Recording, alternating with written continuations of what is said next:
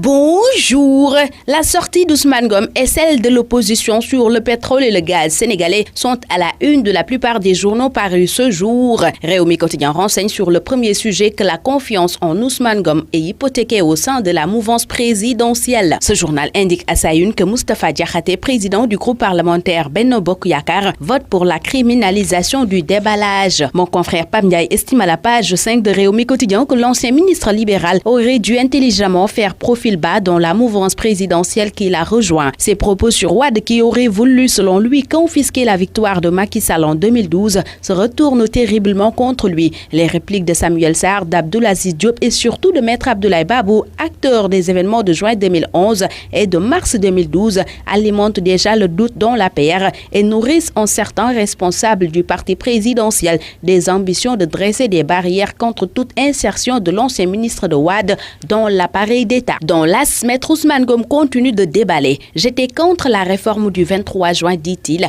avant de soutenir que Samuel Sarr et Maître Babou font une confusion mentale. Vérité et mensonge de l'affaire Ousmane Ngom, titre l'Observateur, où Samuel Sarr soutient que l'ancien ministre de l'Intérieur a falsifié l'histoire. Si j'avais divulgué un centième des secrets que je détiens, c'est tout l'édifice de notre État, voire du pays, qui allait être ébranlé, répond pour sa part Maître Ousmane Ngom. Retour dans Réumi Quotidien, qui informe qu'en conclave hier au siège du Grand Parti, le Front pour la défense du Sénégal, Manko Wattu Sénégal, a publié un document sur les contrats pétroliers entre 2012 et 2016, un manifeste qui mouille toute la famille du président de la République. Puis, ces contrats auraient fait perdre à l'État du Sénégal plus de 600 milliards de nos francs CFA, fait savoir Réumi Quotidien. Dans Walf Quotidien, l'on informe que l'opposition somme Macky de s'expliquer devant la nation sur le pétrole et le gaz sénégalais. Elle l'accuse d'avoir enrichi Petrotim Limited sans cause, selon Walf Quotidien, qui indique qu'une plainte plane sur la tête de Aliou Sall. L'opposition va porter plainte contre X Petrotim, Aliou Sall, Franck Timis, Wang Jung Kwang et Cosmos Energy, informe à sa une Le Populaire. Manko Wattu Sénégal menace Aliou Sall d'une plainte et demande à Macky de s'excuser devant la nation, rapporte pour sa part Enquête, qui titre par conséquent l'opposition revient à la charge. L'opposition brave Dion en déduit pour sa part Sud Quotidien, qui informe que le Front pour la défense du Sénégal, Manko Wattu Sénégal, qui regroupe la plupart des partis politiques de l'opposition sénégalaise, exige du président de la République des excuses et l'annulation des contrats pétroliers qu'il a signés. Pendant ce temps, Direct Info informe relativement à l'affaire Aïda Ndiong que le député Bougazeli demande la clémence et la restitution de ses biens. Tout cela n'est que l'œuvre machiavélique de Abdoul Mbaye, soutient le député qui ajoute, je cite,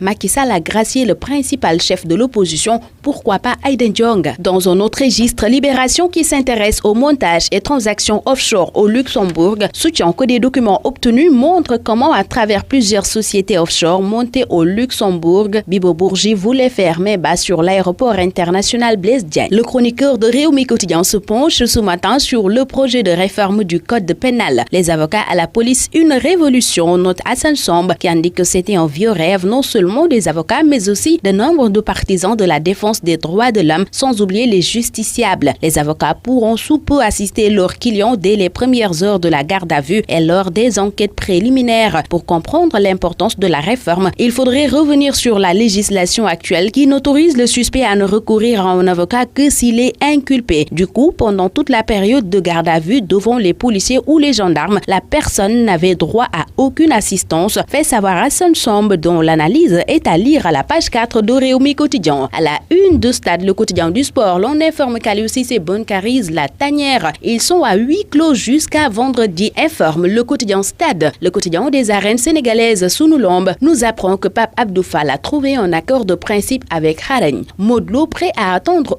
Bombardier, titre ce quotidien. Bonne lecture à tous.